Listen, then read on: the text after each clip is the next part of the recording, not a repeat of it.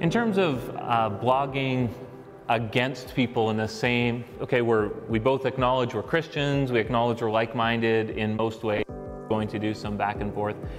I think there's a place for that, but you got to be very, very careful, because there's lots of young Christians who read that, and honestly a lot of young men who read that. It's mostly young men who are interested in reading those theological disputations, and I think you can I think you have to model disagreeing in love, which means you're commending one another, you're having a relationship with one another, and you're believing the best about one another. If there's any trait, 1 Corinthians 13, all about love, right? How to love one another, that whole section, believe the best about one another.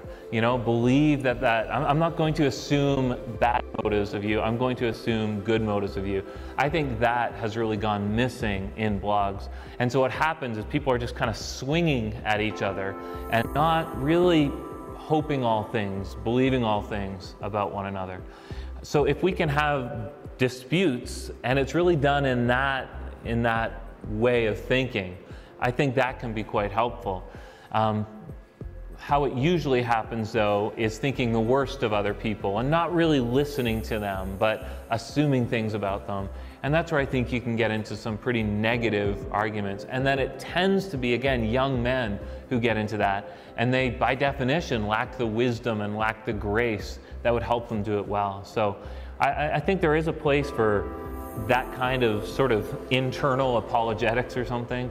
But I'd be pretty careful. And I would say, as a blogger, at least 9 out of every 10 articles you write should be positive. I'm just modeling how to live the Christian life. I'm talking about good things. That means it's all the more powerful when you write a post that's against something, or write a post that's saying, this is wrong, this is dead wrong. I think it stands out all the more. If you're only ever writing negative stuff, people, I think, just assume you're a negative person. But if you're a positive, you're just helping people, you're assisting people, and then one day, bam, I think people really sit up and listen a whole lot more.